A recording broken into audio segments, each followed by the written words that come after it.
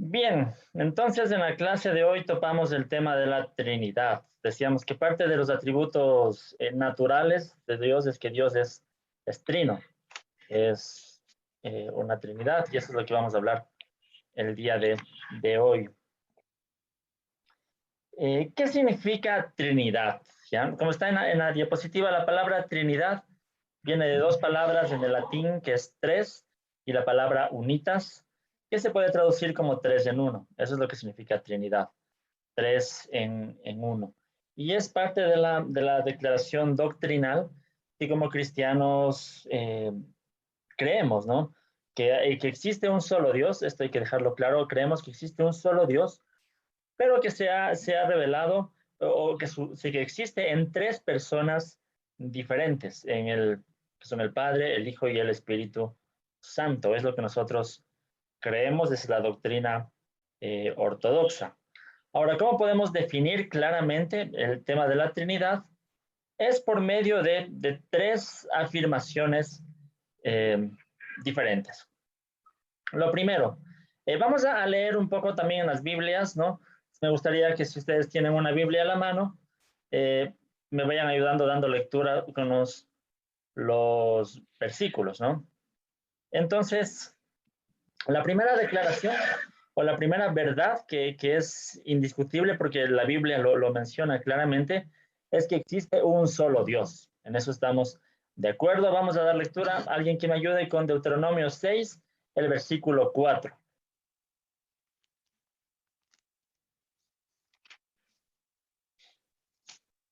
Deuteronomio 6, el versículo 4.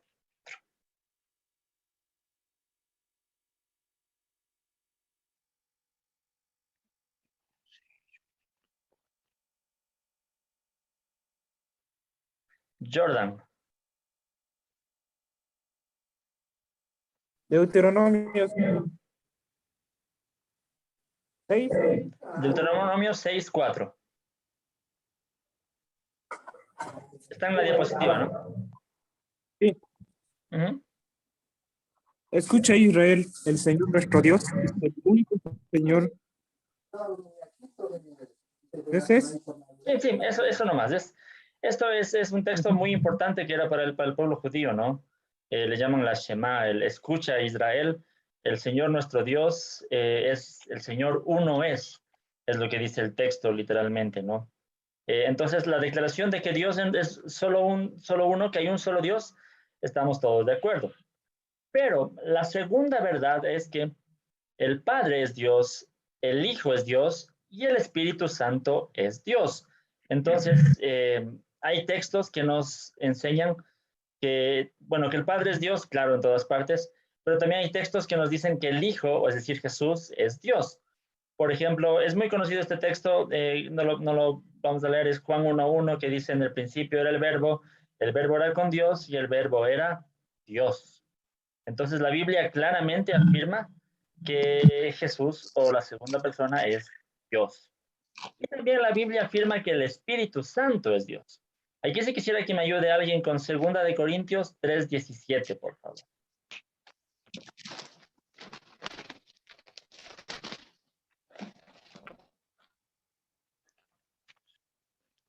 ¿Alguien que tenga a la mano el texto para leerlo, por favor?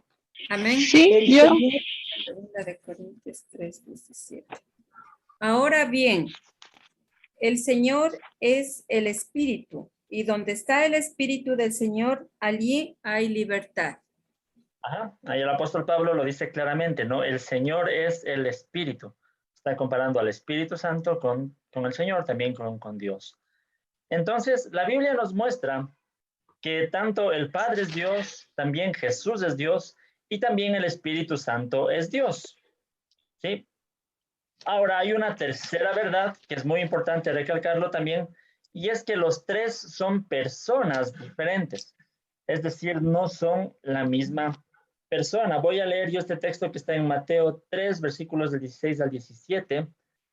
Es la escena del bautismo de Jesús. Dice, tan pronto como Jesús fue bautizado, subió del agua, en ese momento se abrió el cielo y él vio al Espíritu de Dios bajar como una paloma y posarse sobre él. Y una voz del cielo decía, este es mi hijo amado, estoy muy complacido con él. Entonces vemos en una misma escena, en una misma situación, está Jesús, está en el agua, vemos que el Espíritu Santo desciende sobre él en forma de una paloma y el Padre, se oye una voz del cielo que dice, este es mi Hijo amado, estoy muy complacido con él. Gracias. Perdón. Entonces vemos en la misma situación, vemos a tres personas diferentes, no son la misma persona, ¿no? Entonces esto es el concepto de la Trinidad. Existe un solo Dios, el Padre es Dios, el Hijo es Dios y el Espíritu Santo es Dios, y los tres son personas diferentes, ¿sí? Cualquier afirmación que contradiga una de estas tres verdades está en contra de la Biblia, ¿no? Hermano Huguito, ¿se podría también decir, o está bien decir que Dios es tres personas distintas y un solo Dios verdadero? Sí, Jaimito, es lo mismo, ¿no? Un solo Dios, pero tres personas diferentes. Entonces, cualquier afirmación que contradiga una de estas tres cosas es un error bíblico, ¿no? Algo que contradiga que existe un solo Dios, o que contradiga que el Padre o el Hijo o el Espíritu Santo es Dios, o que los tres son personas diferentes, cualquier contradicción a eso ya es un error. Eso ya no es bíblico, porque las tres cosas nos menciona, nos enseña la Biblia, ¿no? Entonces, ¿estamos hasta ahí? ¿Alguna inquietud, tal vez?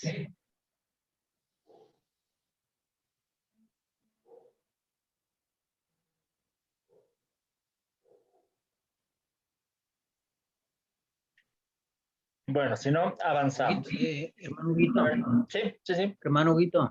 Ya, mi hermano, Iván. Entonces, sí, entonces quedaríamos de que Dios se revela a la humanidad a través de las tres personas, ¿no? Se Sí. reveló. Claro, Dios se ha revelado por medio de las tres personas. El Padre y el Hijo y el Espíritu Santo. Son tres personas, pero son tres personas diferentes, ¿no? Diferentes. Sí, gracias. Bien, recalco mucho esto de que son personas diferentes porque ya vamos a ver el tema de las herejías trinitarias, ¿no? De aquellas enseñanzas que van en contra de la doctrina de la Trinidad. Bueno, entonces vamos a ver precisamente ese tema. Bueno, aquí hay un gráfico que ustedes pueden ver que representa lo que es la Trinidad, ¿no? Es un triángulo, tanto el Padre, el Hijo y el Espíritu Santo son Dios, pero el Padre no es el Espíritu Santo. El Espíritu Santo no es el Hijo no es el Padre, ¿no? Pero el Padre es Dios, el Hijo es Dios y el Espíritu Santo también es Dios. Sí, sí está claro eso, ¿no? El Padre no es el Hijo, o sea, son personas diferentes. El Hijo no es del Espíritu Santo, son personas diferentes, pero los tres son Dios, ¿no?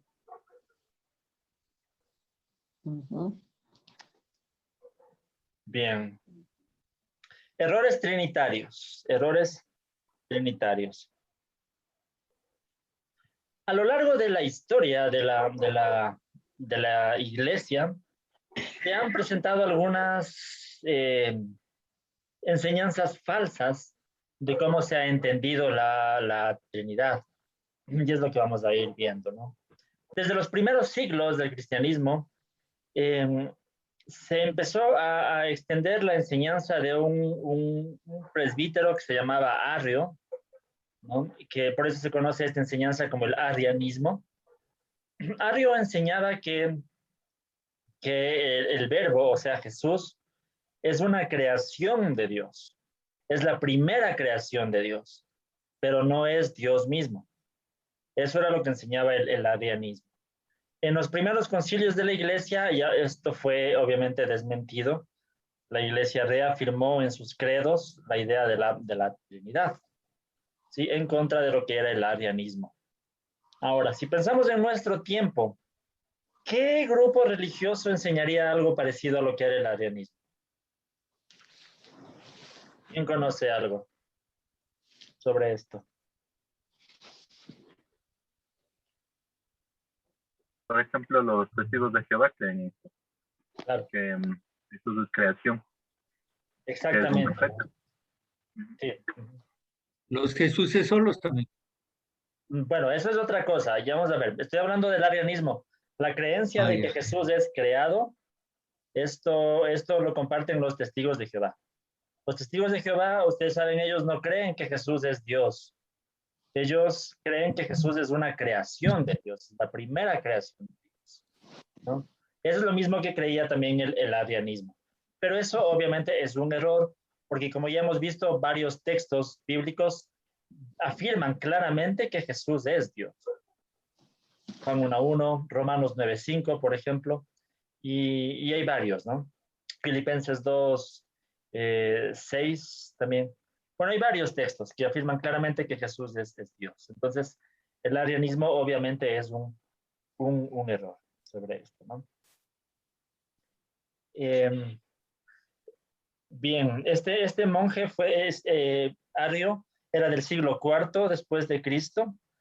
La iglesia convocó un concilio, fue el concilio de Nicea en el año 325, en donde se elaboró un credo para contradecir la doctrina del arianismo.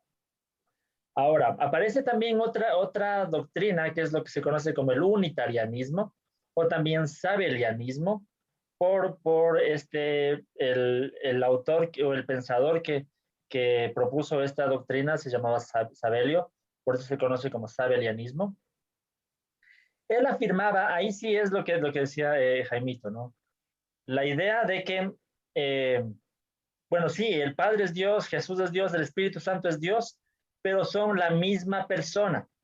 Es el problema, es lo que yo les decía, por eso marcaba mucho la atención el tema de que son tres personas diferentes. El problema con el sabelianismo o el unitarianismo es de que ellos creen que son una misma persona. Es decir, la misma persona que se manifestó como Padre en el Antiguo Testamento es la misma persona que tomó la naturaleza de hombre en Jesús y es la misma persona que va a regresar en la manifestación del Espíritu Santo. Pero es una sola persona, no son tres. Eso es lo que enseñaba el sabelianismo, o lo que en nuestro tiempo también se conoce como el unitarianismo, o se les conoce también como los Jesús solo, que comentaba Jaimito, ¿no?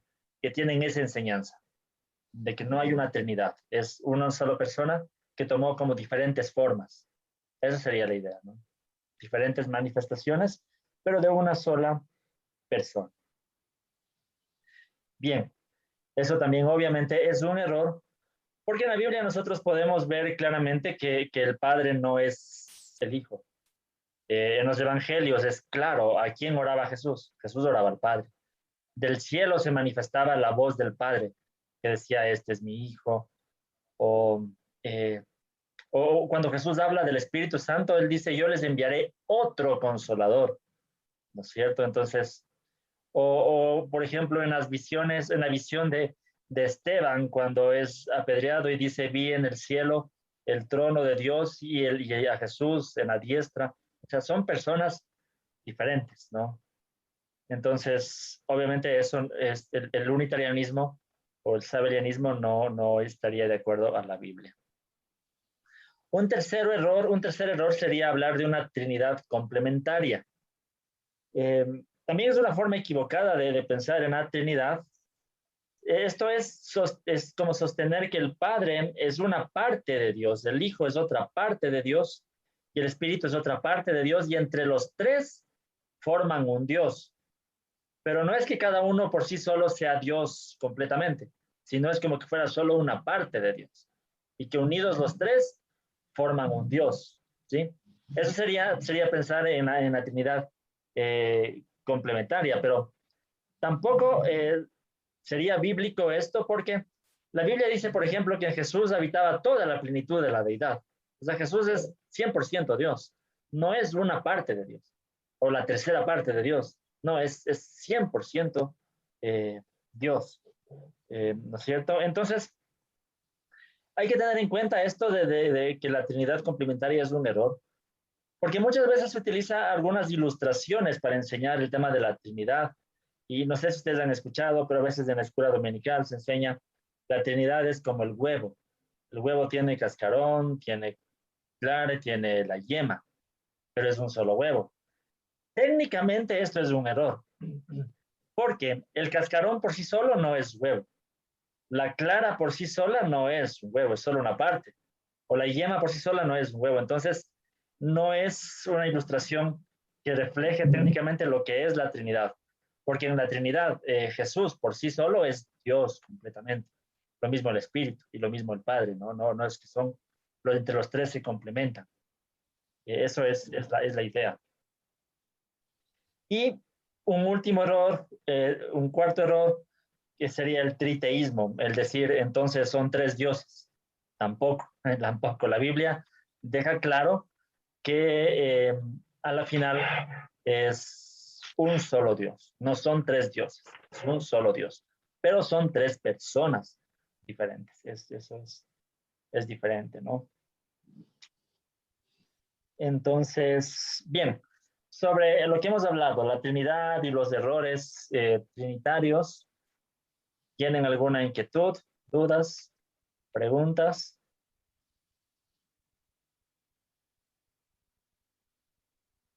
Buenas noches, Ana Corcuera. Yo sí tengo una como curiosidad o como duda.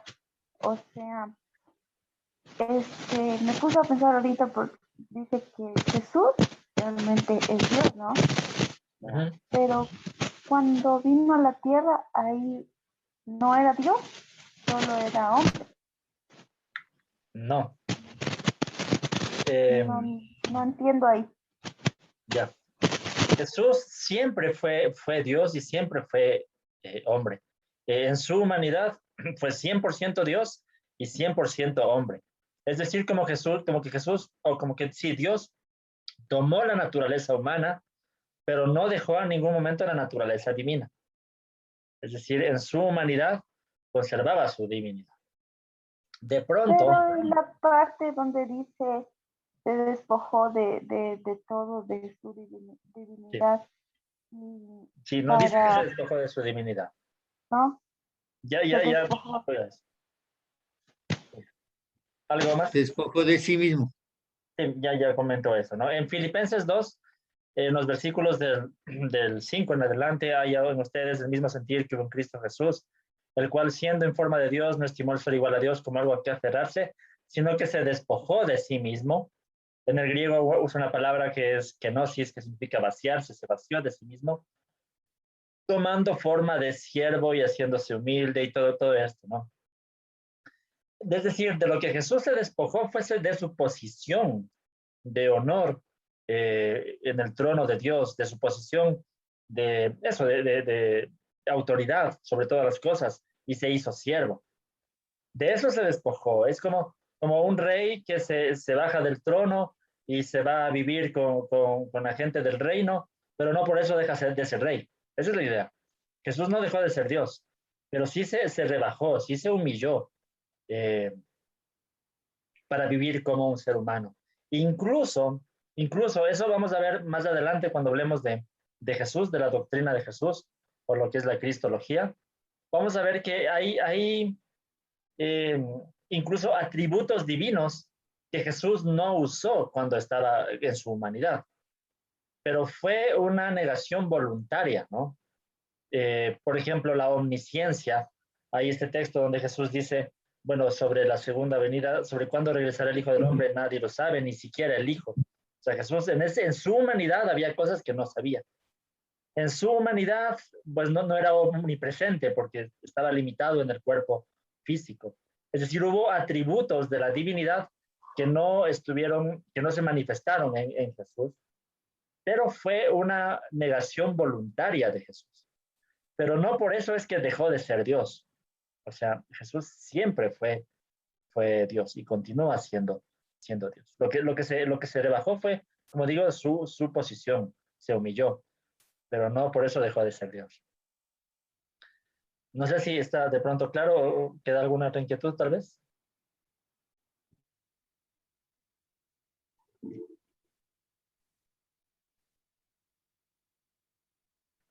Perdón, tengo un problema con mi cámara, no sé qué pasó. Bien. Bueno, ¿alguna otra inquietud tal vez? Huguito, hubo una ocasión en la que le consulté, ¿no? Sobre el tema eh, de los, de los unitarios, Ujú. el bautismo. Por ejemplo, ellos tienen el concepto de que quienes no somos bautizados en el nombre de Jesús, no somos salvos, ¿no? Ellos tienen este punto de vista. Pero claro, yo tengo muy en claro que el bautismo se da en el nombre del Padre y del Hijo y del Espíritu Santo. Pero hay este concepto, ¿no? Errado, y que sin este bautismo, o sea, incluso dicen que todos los que somos bautizados en forma trinitaria no somos hijos de Dios. Sí. Sí, es un problema. Yo cuando veo estas iglesias unitarias, más allá del problema con la Trinidad, es que a veces tienen una doctrina bastante legalista en ciertas cosas. Y eso es un problema bien grave, porque, por ejemplo, lo que tú comentas, ellos están atribuyendo la salvación a una ceremonia como es el bautismo. La salvación ya deja de ser por gracia, deja de ser por fe, como la Biblia lo enseña, y ahora depende de una ceremonia. Y no solo de la ceremonia, sino de las palabras que pronuncies en la ceremonia, que tiene que ser en el nombre de Jesús y no en el nombre del Padre, del Hijo y del Espíritu Santo. Lo cual de por sí ya es un error, porque incluso para seguir la ceremonia como debería ser, yo preferiría seguir como Jesús lo enseñó. Y Jesús en Mateo 28:19 dice, bautícenlos en el nombre del Padre, del Hijo y del Espíritu Santo. Cuando en el libro de los Hechos los apóstoles dicen es que hay que bautizarse en el nombre de Jesús, pero se refieren a que hay que bautizarse en la fe en Jesús, porque eso significa ser cristiano. Pero no necesariamente que haya que repetir en el nombre de Jesús nada más, o sea, no, esas son cosas que no tienen que ver, ¿no? Una persona que se bautiza simplemente es que está declarando que cree en Jesús, que confiesa a Jesús como Señor y Salvador, pero no se refiere a que hay que repetir la frase si no tiene sentido el bautismo. No, eso no tiene sentido. Sí, ese es un problema, ¿no? Bien, ¿alguien más tiene alguna inquietud?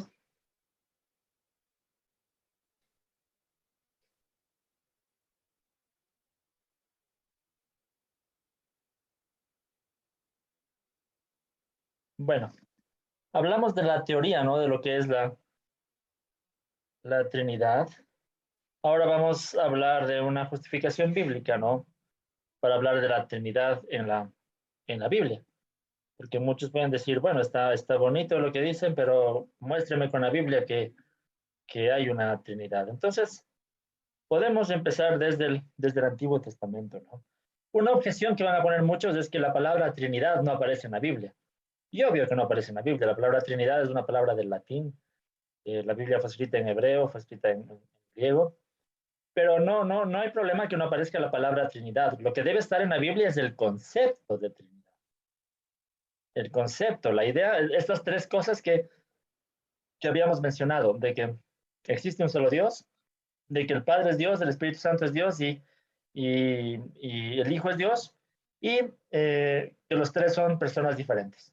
Si estas tres cosas están en la Biblia, la Trinidad es bíblica. No importa que la palabra Trinidad no esté, lo que importa es que esté el concepto de Trinidad. La palabra Trinidad es solamente para una forma de nosotros referirnos a la idea que nace de la Biblia, ¿no?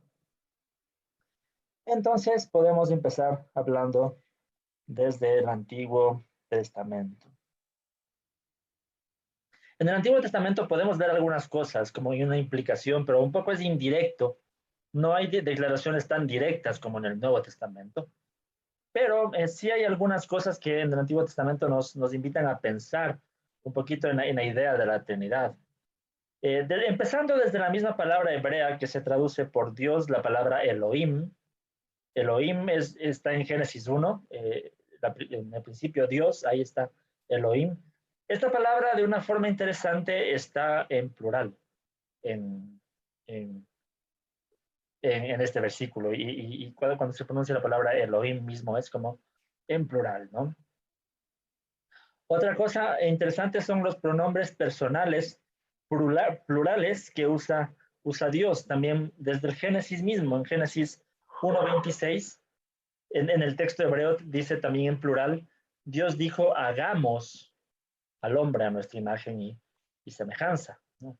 ¿Qué es ese hagamos? ¿Por qué está en plural ese hagamos? ¿No?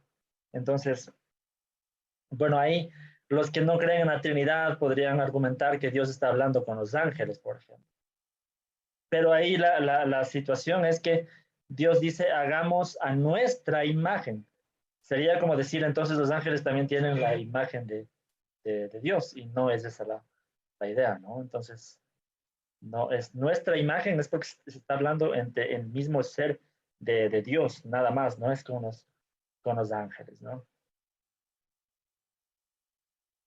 Bien.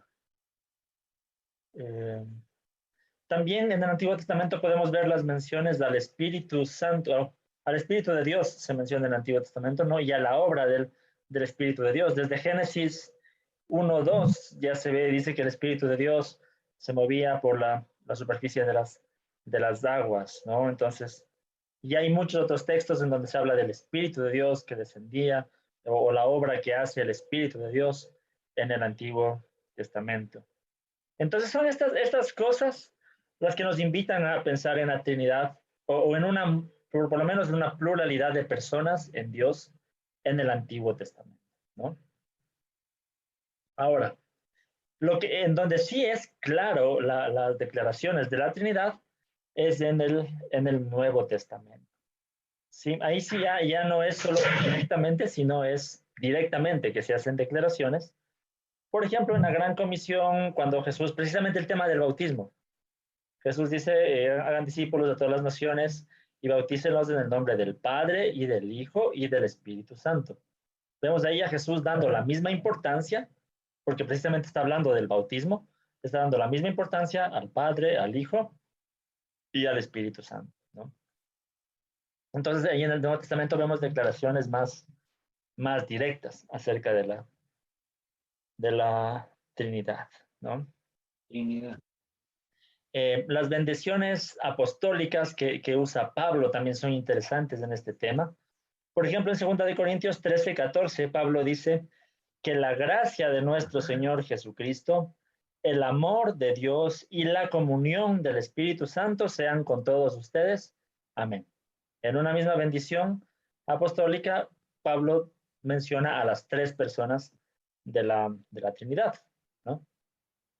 También, como ya comentamos en el bautismo de Jesús, cuando Jesús fue bautizado, se hicieron presentes las tres personas, Jesús en el agua, el Padre hablando desde el cielo y el Espíritu en una forma de paloma, ¿no?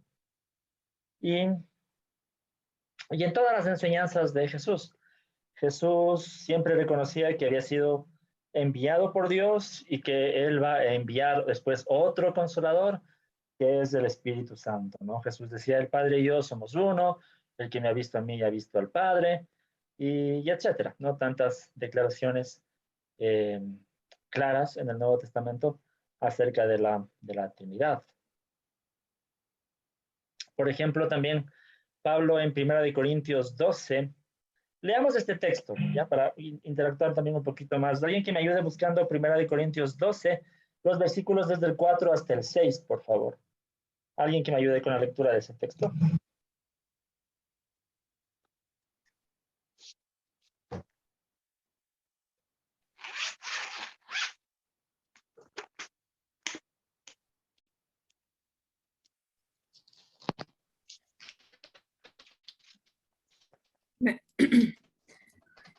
Ahora bien, hay diversos dones, pero un mismo espíritu. Hay diversas maneras de servir, pero un mismo Señor. Hay diversas funciones, pero un mismo Dios, el que hace todas las cosas en todos.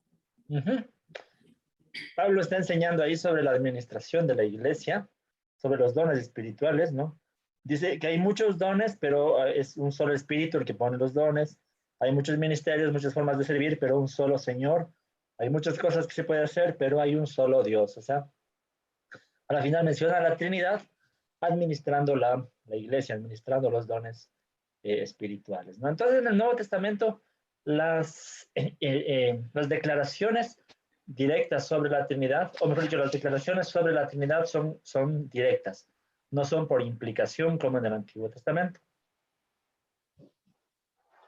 Entonces, como les decía, no hace falta que la palabra Trinidad esté en la Biblia, es más bien el concepto, ¿no? La idea de Trinidad está en la Biblia, y como vemos en el Nuevo Testamento, es muy, muy claro, ¿no?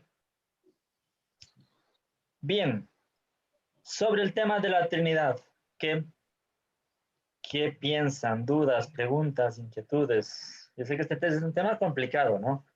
Ahorita lo estamos tratando en una sola clase, pero hay mucho que se podría decir sobre este tema. ¿Qué inquietudes tienen?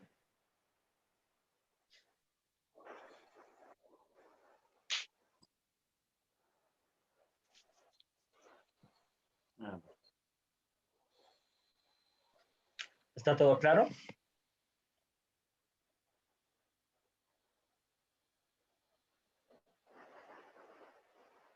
Huguito, una consulta. En el Antiguo Testamento, ¿los judíos creían en una Trinidad o netamente en un Dios que es varios en uno?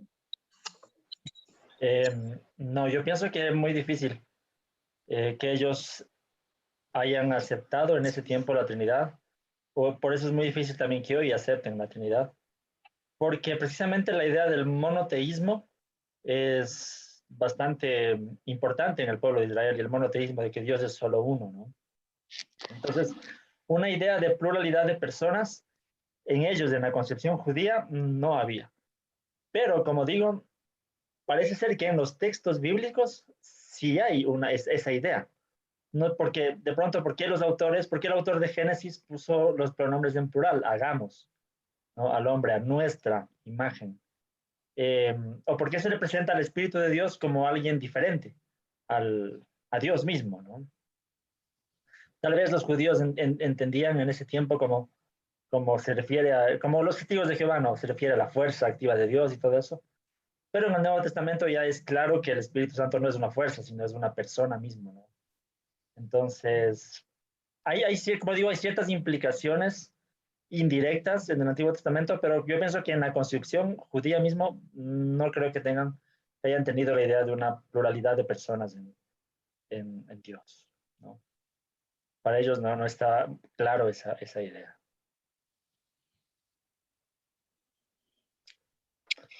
También es interesante en el Antiguo Testamento la figura del ángel del Señor, ¿no?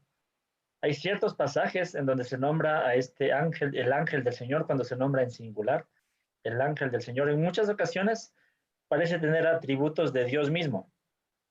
Y el ángel del Señor se le aparece a Josué y le dice, yo le saqué de Egipto, de tierra de esclavitud.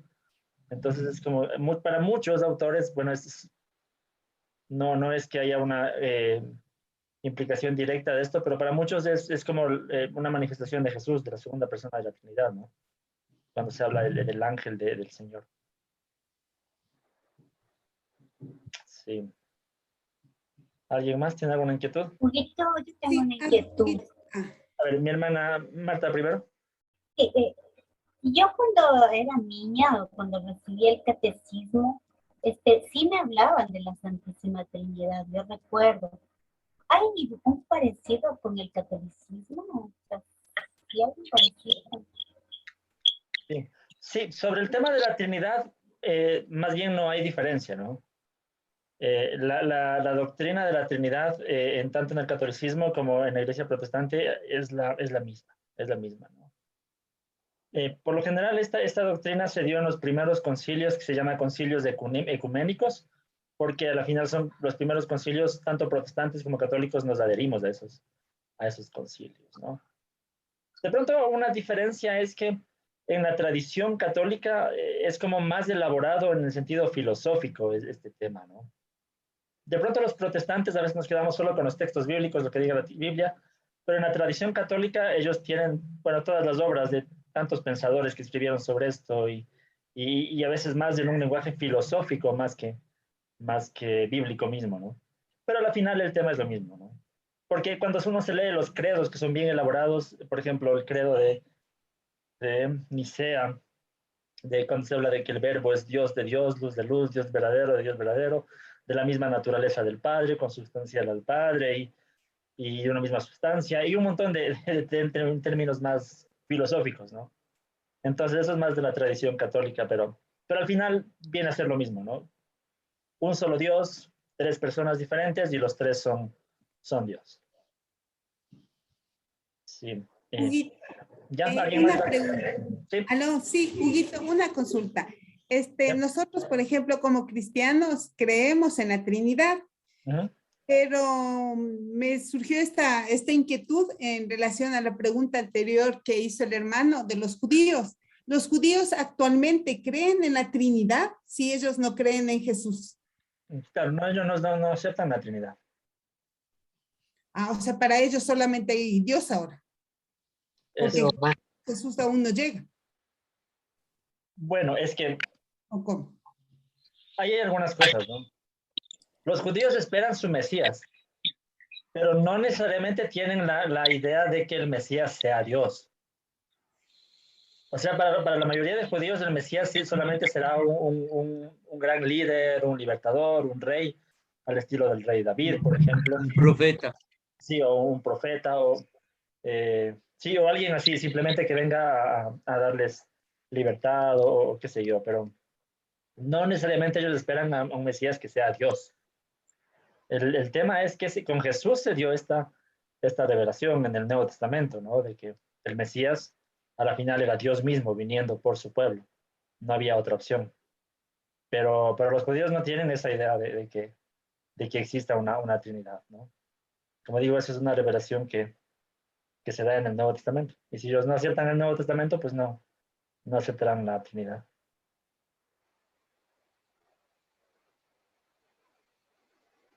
No sé si está claro o alguna inquietud más. Un poquito, y con lo de los judíos mesiánicos, ¿cuáles son esos? Bueno, hay algunos grupos. Y actualmente es muy preocupante porque está esto de moda. Judíos mesiánicos o judaizantes se llama, bueno, es que hay de distintos tipos, ¿no? Por un lado, hay judíos que han aceptado el cristianismo, han aceptado a Jesús, pero siguen practicando sus tradiciones, sus cosas judías, y en cierta parte está bien, ¿no? En estos grupos, ¿no?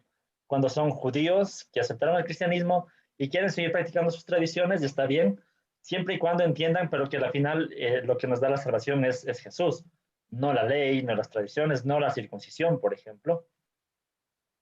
Pero también hay otros grupos actualmente que ni siquiera son judíos, pero que enseñan que si uno quiere ser cristiano tiene que regresar a todas estas tradiciones judías, prácticamente hacerse judío y circuncidarse y guardar la ley, y hasta muchos tienen su tradición de hablar solamente en hebreo, y eso está muy de moda ahora, que no se debe decir Jesús, se debe decir Yeshua, Elohim, y tienen sus cultos en hebreo, como que, sí, como que si fuera un idioma sagrado o algo así. Entonces, esos sí son para mí grupos muy peligrosos, porque precisamente están contradiciendo lo que el Nuevo Testamento enseña, que ya hoy la salvación es por gracia y es para todas las naciones. En este tiempo yo he estado estudiando bastante la epístola a los Gálatas, he estado compartiendo en mi canal de YouTube todas las mañanas un estudio bíblico sobre Gálatas, y precisamente ese era el tema con el que Pablo confrontaba a la iglesia de los Gálatas, de aquellos que querían hacer volver a la iglesia a las tradiciones judías, cuando Jesús ya nos dio libertad de todo eso, ¿no? Entonces, esos son los grupos mesiánicos, ¿no? Que hay que tener bastante cuidado. Tengo una pregunta en el chat. Dice, estamos hablando de la doctrina de la Trinidad bajo el concepto bíblico. Es verdad que Dios no cambia, es el mismo ayer, hoy y siempre, siendo Padre, Hijo, Espíritu Santo en uno solo. Es el Señor de señores, Rey de reyes, Jesús es nuestro Señor y Salvador. No entiendo la pregunta. Dice, ¿cómo actúan si son uno solo? No sé si entiendo bien, pero la idea es que desde la eternidad Dios ha sido siempre una Trinidad. O sea, no es que en algún momento Dios adoptó el ser trino, ¿no? Más bien la idea es que siempre, como dice Juan 1:1, en el principio era el verbo era con Dios y el verbo era Dios. Es como que desde la eternidad estuvo con Dios, o sea, desde la eternidad Dios fue una Trinidad. Y precisamente Dios actúa como Trinidad. Por eso es que el Padre tiene una función, el Hijo tiene otra función, el Espíritu Santo tiene otra función y siempre han actuado así. Entonces, no sé si entiendo bien la pregunta, pero eso es, ¿no?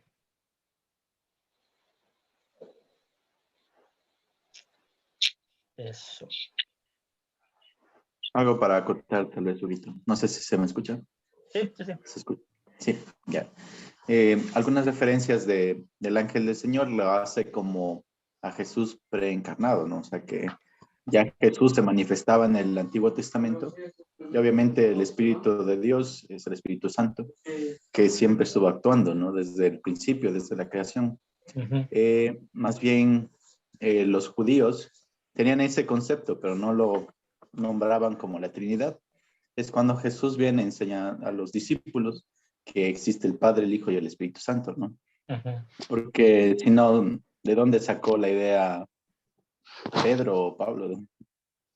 Que no eran realmente, bueno, Pablo era un fariseo, pero Pedro era un pescador.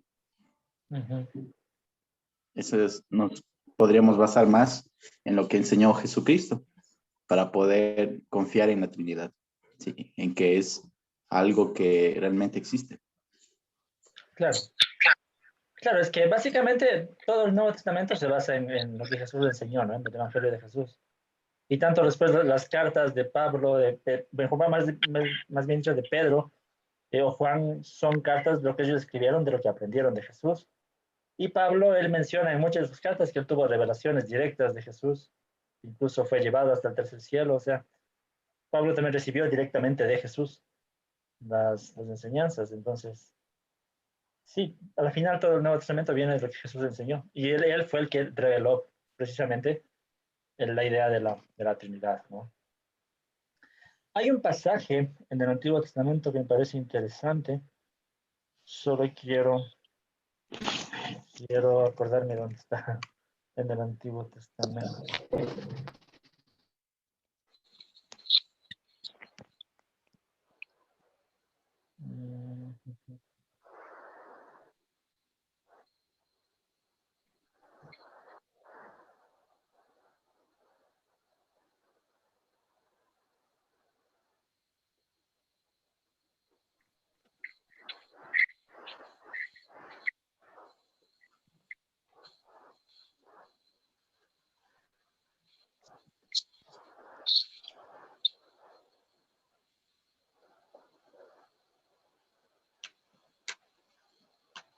Se me fue, pero hay una bendición, no sé si es de Jacob para sus hijos, que él menciona que el Dios en el que hablaron mis padres, el ángel que me cuida de todo mal, y el Dios que me fortalece, ni sé qué, les bendiga, o algo así. Pero es como una mención a la Trinidad, pero no, se me fue, no sé, no me acuerdo dónde está ese. En la Eclesiastés creo que es la bendición No, no creo que es. sacerdotal, ¿no es? Pero sí, pero no es de Eclesiastés. Debe ser Génesis, pero no me acuerdo. Bueno, queda de elección. Bueno, ¿alguna inquietud más? Sí, Huguito, ahí encuentro al Espíritu Santo, ¿no? También hay movimientos, hay grupos en los que destacan, o sea, le dan como más poder al Espíritu Santo. No sé si me equivoco en lo que es pentecostales, ¿no?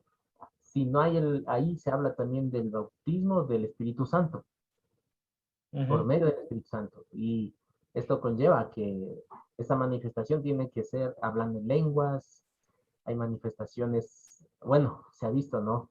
Que hay un desorden total, donde hay desmayos y muchas cosas así. O sea, le dan atributos como más poder al Espíritu Santo. Hablando de la Trinidad. Creen en la Trinidad, pero le dan más, como más poder al Espíritu Santo. Sí, bueno, de todo eso hablaremos más cuando hablemos de la doctrina del Espíritu Santo, precisamente. Pero, bien, dentro de las iglesias pentecostales hay de todo, ¿no? Hay pentecostales que se toman en serio el texto bíblico, donde no hay desorden, no es tanto como lo que se ve a veces. Más son iglesias neopentecostales, que se les denomina actualmente, que sí es un desorden total. Pero hay ciertas características de la teología pentecostal, por ejemplo, el tema del bautismo del Espíritu Santo, como un acto posterior a la conversión y con la evidencia de hablar en lenguas. La justificación teológica que ellos tienen para eso es el libro de los Hechos. En el libro de los Hechos se ve estos casos donde se dice que alguien fue bautizado por el Espíritu Santo y como evidencia hablaron en otras lenguas. Eso es la justificación de ellos. Pero bueno, ahí lo que uno tendría que decir es que el libro de los Hechos no nos enseña doctrina necesariamente. Un libro de historia no nos enseña doctrina, nos enseña cosas que pasaron, pero hay muchas otras ocasiones, por ejemplo, en Hechos mismo, donde las personas se convirtieron y no hablaron en lenguas.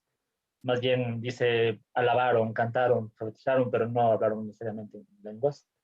Y otra cosa es que en en el libro de Hechos, las lenguas parecen ser más bien lenguas humanas, más que lenguas extrañas, ¿no? O angelicales, como ellos mencionan. Otro tema es lo que menciona Pablo en Primera de Corintios, pero en Hechos son lenguas humanas. Por ejemplo, en Hechos 2 es claro que dicen que las demás naciones les escuchaban todos hablar en su propia lengua, ¿no? Eso sobre el tema del bautismo con el Espíritu Santo.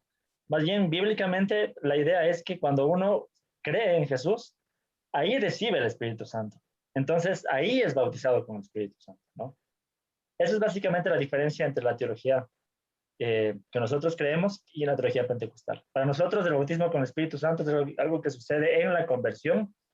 Para ellos, esto es algo posterior, una experiencia posterior a la conversión, ¿no? Pero no, como digo, no creo que haya justificación bíblica para eso. Y en cuanto a la importancia que se da en su teología y en su práctica, pienso que a veces sí es exagerado el tema de los dones, de la manifestación del Espíritu Santo. Yo pienso que mientras se esté hablando de dones bíblicos o de manifestaciones bíblicas, está bien. Al final, de pronto a nosotros también nos falta un poco buscar más del Espíritu Santo y de manifestaciones del Espíritu Santo, ¿no? Pero mientras sean las manifestaciones que la Biblia menciona. Pero si ya se habla de cosas extrañas, como de que hay alguien mueve el saco, lanza el saco y mitad de la iglesia se cae al suelo, ya es otra cosa, ¿no? Ya no necesariamente son manifestaciones bíblicas del Espíritu Santo. Pienso que la Biblia nos menciona un orden en esto, sí. En el Espíritu Santo como el que nos fortalece, el que nos guía, ¿no? Pero es como un equilibrio entre las tres personas de la Trinidad. No creo que ninguna de las tres deba tener más supremacía o más importancia que las otras. Cada una cumple su función. Jesús, el que nos salvó, nuestro Señor, el que nos enseñó las cosas.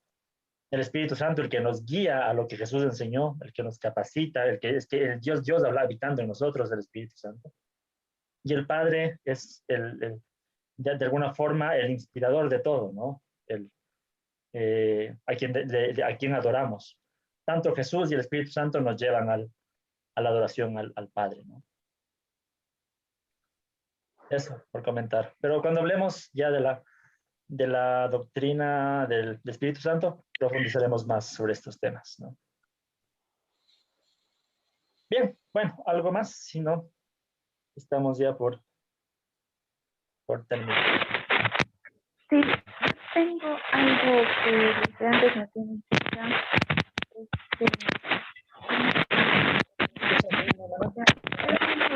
Porque he escuchado. Mi hermana, no le escucho yo.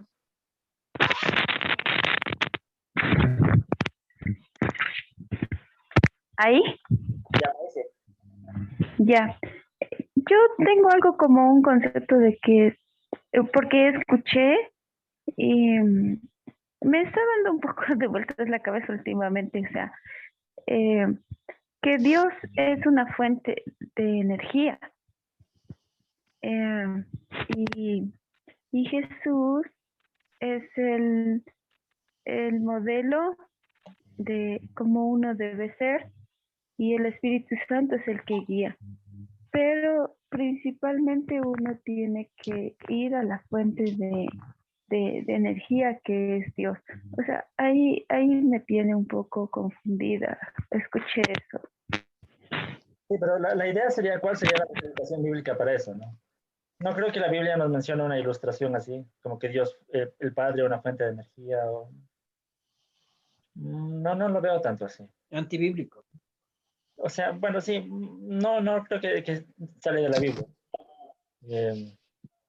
De alguna forma, pienso que es como que del Padre procede, tal vez, digamos así, el organizar, el plan o algo así. Sí nos presenta un poco este sentido más como de administración. Incluso se llama esto la Trinidad. ¿Cómo es que se llama? La mayordomía en la Trinidad, ¿no? Como que el Padre es el que origina todo y tanto el Jesús como el Espíritu Santo actúan, ¿no? Bajo la voluntad del Padre. Es como que sí hay este sentido de organización en la Trinidad. Pero de ahí a decir que el Padre es una fuente de energía o algo así, eso ya no es bíblico. Tanto el Padre como el Hijo y el Espíritu Santo son personas, no son una fuerza, no son energía, son personas, ¿no? Eso hay que tener. No es un sol. Incluso algo que iba a comentar, de pronto se me pasó por las preguntas, pero es que muchas veces se quiere hacer ilustraciones para enseñar la Trinidad y es muy complicado, ¿no? Yo a veces me limito mucho a tratar de dar ilustraciones, ni siquiera con los niños no quiero dar ilustraciones, porque no hay una ilustración perfecta, ¿no? Ya comenté el tema de la ilustración del huevo, por ejemplo. A la final eso da a entender como que los tres son parte de Dios y no Dios mismo, entonces ya es un poco complicado. Hay personas que tratan de dar una ilustración, digamos, como el trébol, un trébol, pero en el trébol es también cada hoja del trébol es una parte del trébol, no es el trébol, entonces.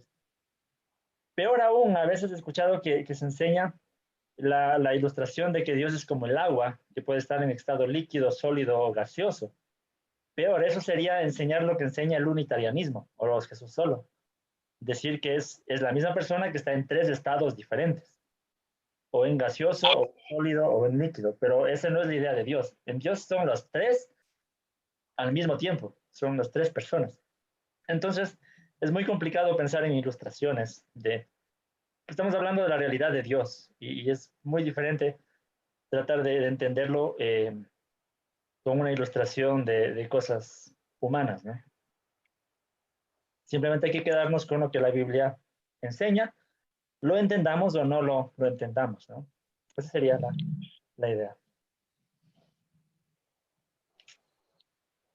Bueno, hermanos, hoy les voy a mandar una tareita, ¿ya? La semana anterior hablamos sobre las pruebas de la existencia de Dios, los argumentos de la existencia de Dios. Yo quisiera que ustedes durante esta semana investiguen, averigüen argumentos en contra de la existencia de Dios. Por lo menos 3 argumentos de pensadores, de escritores ateos, obviamente, que traten de desmentir la existencia de Dios, o sea, argumentos que traten de probar que Dios no existe.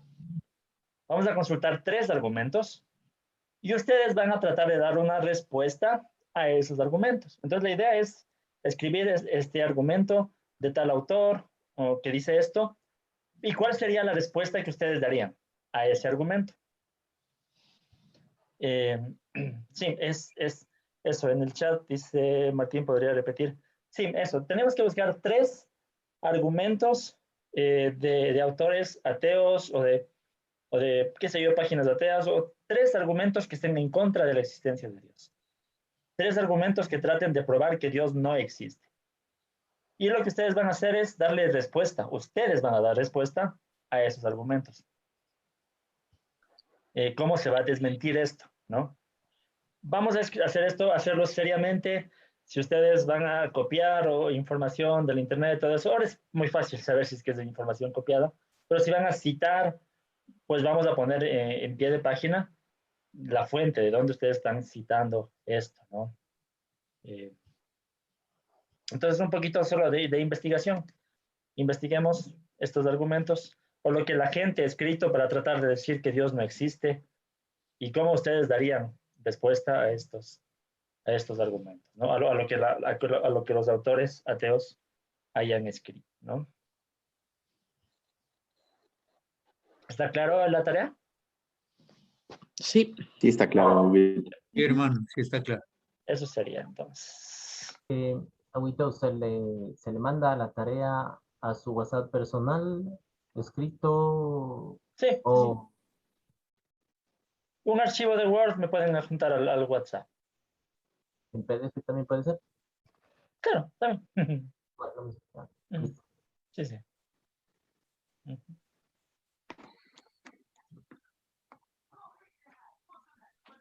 Eso entonces, mis queridos hermanos, muchas gracias por estar. Nos vemos la próxima semana, misma hora, mismo canal. Y si tienen inquietudes sobre la tarea o inquietudes sobre cualquier cosa de lo que hemos hablado, ya saben, el chat está para eso. Si quieren, pueden escribir en el chat y seguimos compartiendo, ¿no? Gracias, Huguito, gracias. Gracias, hermano, Dios lo bendiga. Gracias, Huguito. Gracias, Huguito. Luego, Dios los bendiga. Muchas gracias, hermanos. Hasta mañana. A todos mis hermanos. Hasta mañana, bendiciones. Bendiciones a todos. Gusto de verle.